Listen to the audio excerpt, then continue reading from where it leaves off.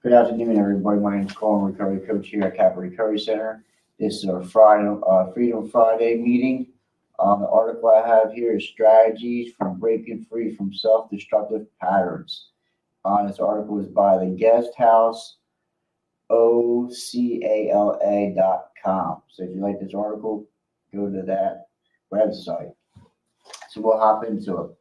Everyone forms healthy and unhealthy habits throughout their lives. For example, you may be good at following a healthy sleep routine, but you tend to take on too many hours and or extra projects at work. You may have some unhealthy habits, but those behavioral expressions like biting your nails are not typically destructive.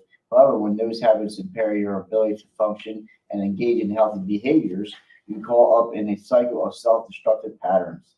Self-destructive patterns can be detrimental to your long-term physical, mental, and emotional well-being.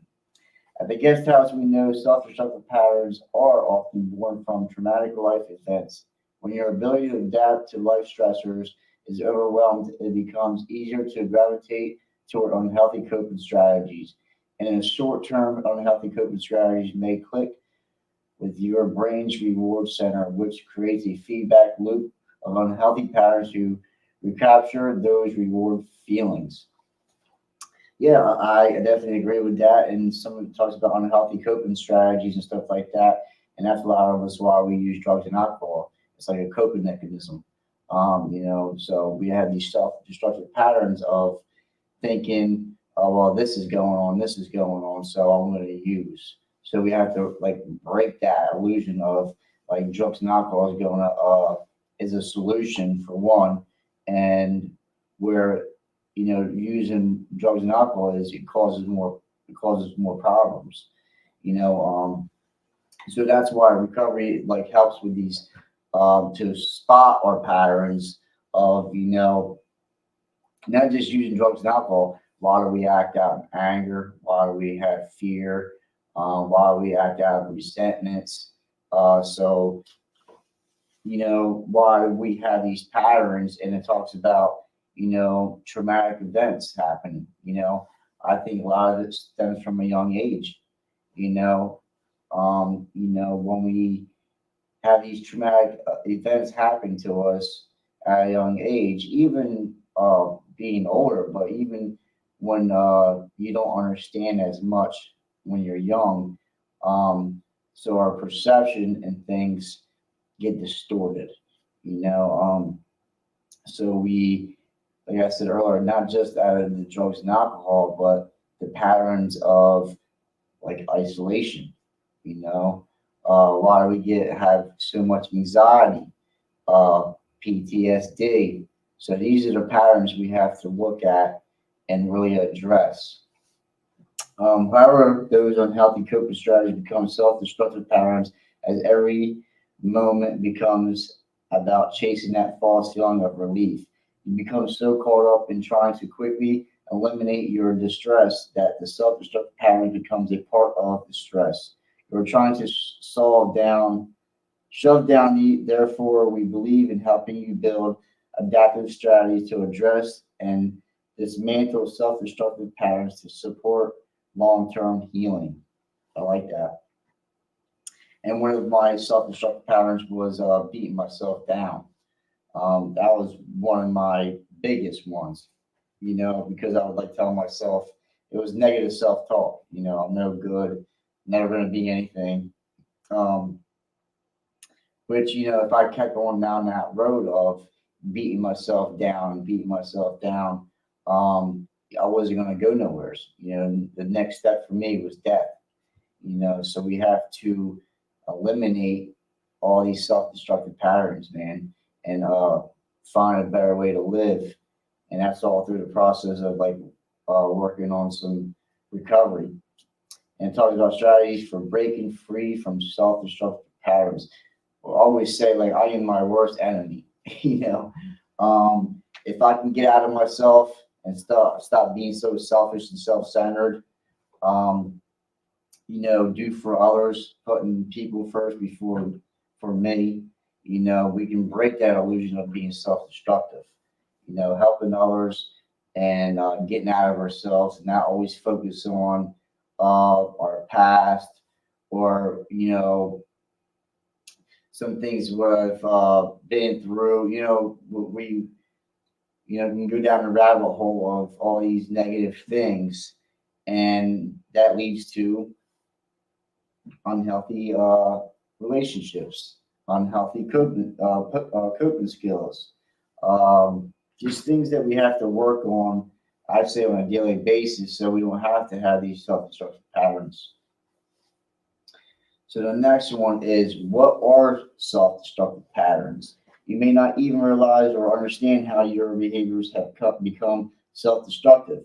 Patterns, as the Massachusetts Institute of Technology, MIT, notes, is how to change behavioral patterns. Behavioral patterns come from the three general areas of behavior. Behavior patterns are based on your strengths and weaknesses, learned reactions from experiences, and habits. The combination of characteristics that make up your behavior patterns is deeply rooted in your thoughts, emotions, and beliefs about yourself and the world. When you experience challenges with the I don't even know how to say it, malab. Yeah, that's a weird word. Thinking patterns and distresses, self-destructive patterns become more pronounced. It is important to address self-destructive patterns to support your long-term well-being. And what Recovery Heart has taught me is it's hard to spot self-destructive patterns. It's hard to spot our own stuff. That's why I need other recovering addicts, and that's why I need healthy relationships with people that are loving and caring and that understand me, and so they can help me spot this stuff. It's tough to see our own BS. It really is at times. But what recovery has taught me is working through this process is like I can see myself coming more than I have before. I can figure out why. I can process things more clearly, and instead of just acting out. I can really sit with my thoughts and like see if it's reality or not. I have a clearer mind today because I don't have drugs and alcohol in me, and I can actually see myself coming a little bit more and more each day. So I can be a better person. Let's go to, let's see here. Many self-destructive patterns have different levels of frequencies and severity, from mild, occasionally self-destructive patterns to extreme self-destructive patterns that impair functioning and increase your risk for physical and psychological harm. Moreover, self-destructive patterns are often related to challenges with mental health disorders. The difficulties of distressing life events can contribute to increased mental health distress that foster self-destructive patterns.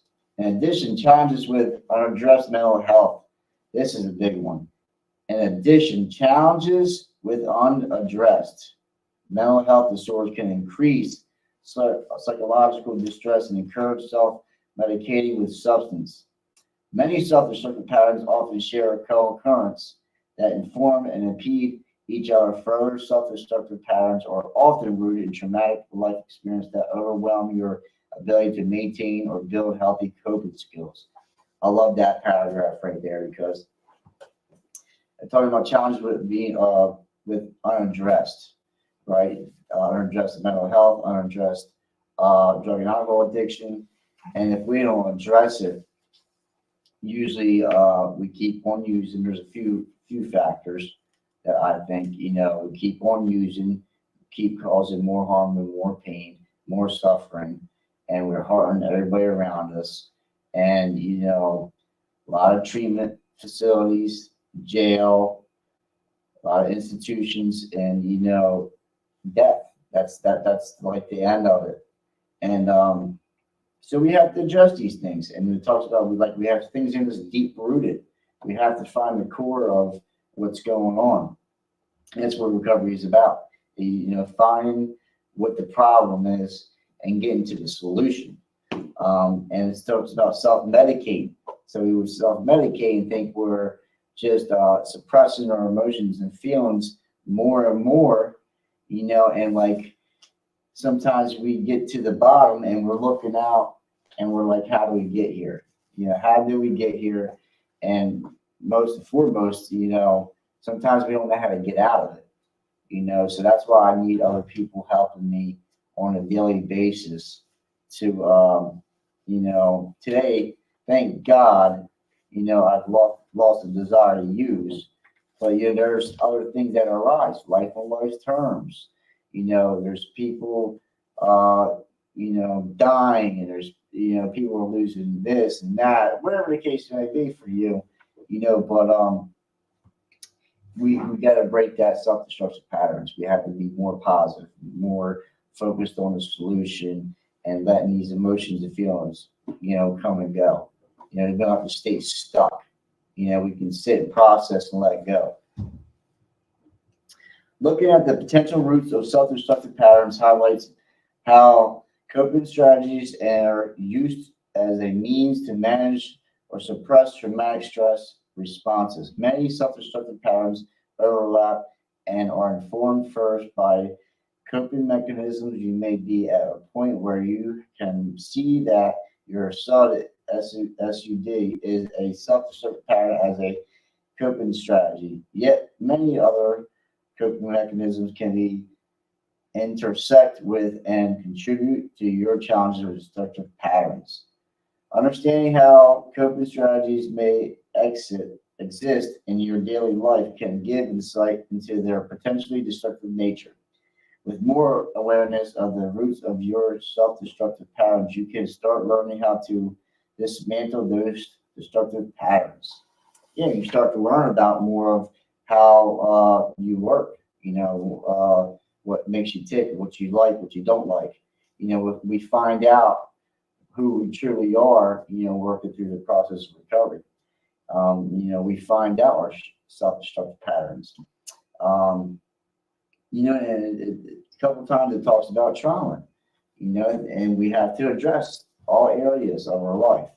My sponsor tells me, like, it's like going in a cave with a flashlight, and we have to, shine a light everywhere. We have to get deep in there and find out what's going on with us, because the goal is, well, for me anyways, like lifelong lasting recovery. I want to live a good full life, clean and sober, and there's work needing to be done. We can't go back to our self-destructive patterns. The aim for me is freedom, not just saying freedom like being incarcerated, but freedom from self, because we can be a prisoner of our own minds, because we can't control our thoughts, but we can control how we act. So, there's a lot of freedom in like finding out what our self-destructive patterns are. And that's only through like working on stuff. Let's see, where am I at here?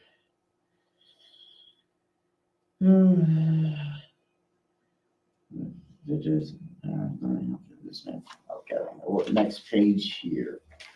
Addressing the challenges of breaking self-destructive patterns.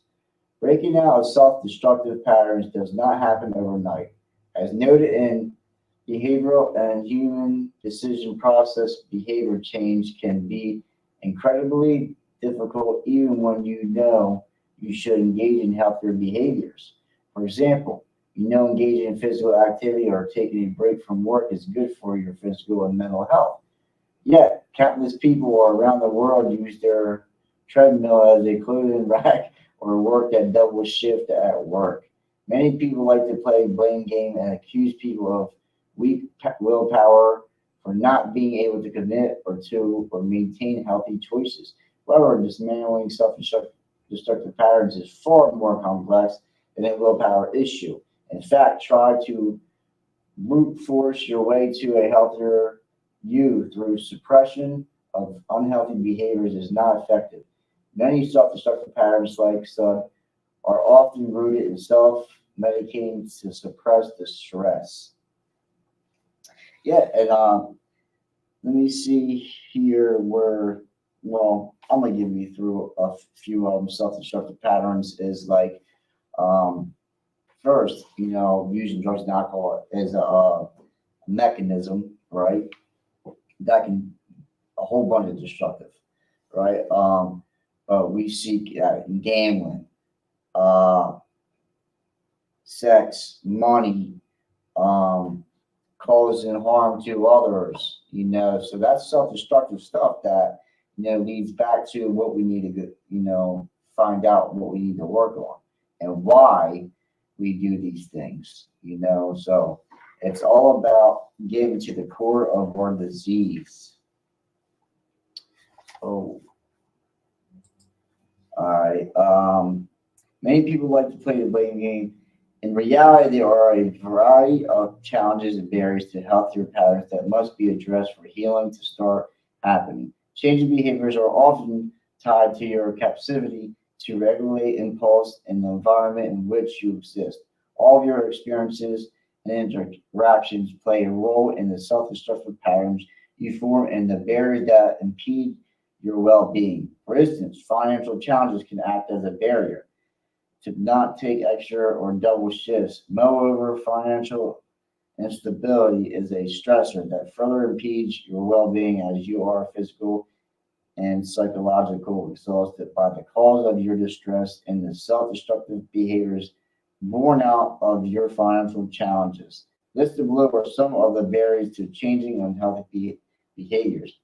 Lack of information resources. Yeah, misinformed, is the misinformed. So if somebody's telling me something that's not factual, or they're leading me down a different path that, well, where I'm supposed to be going, lack of information, which you don't know.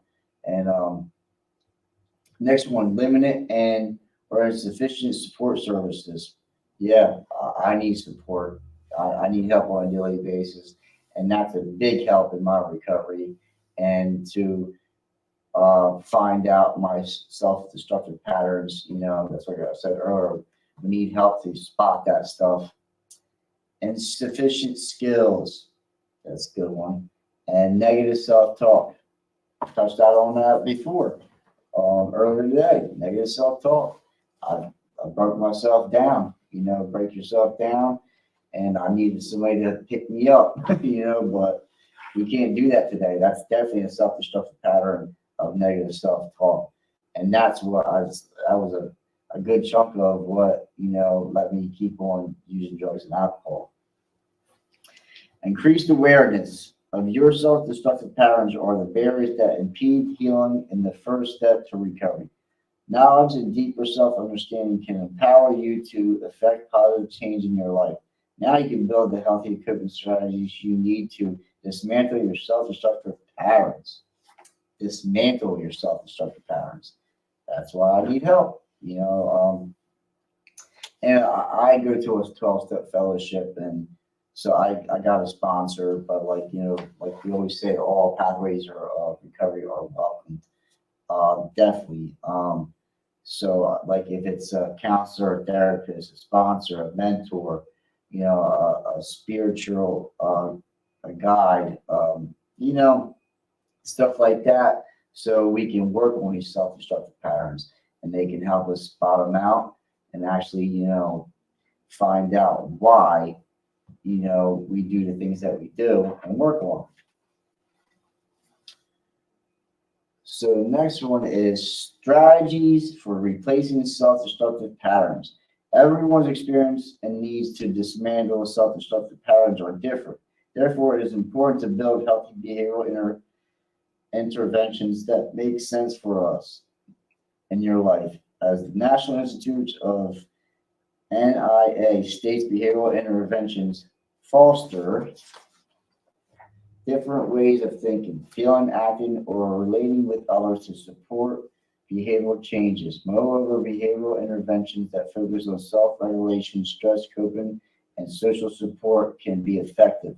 Strategies for healthy behaviors challenges, understanding basic strategies to replace self-destructive patterns gives us a foundation to build adaptive coping skills.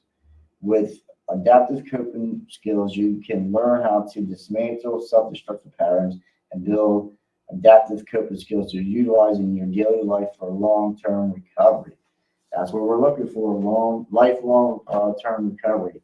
And I'll give you a little something that maybe can help us with our self-destructive patterns. Is like, if I'm in fear, practice on faith.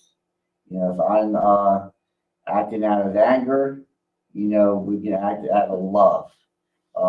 So we try to switch it from the opposite. There's principles in recovery.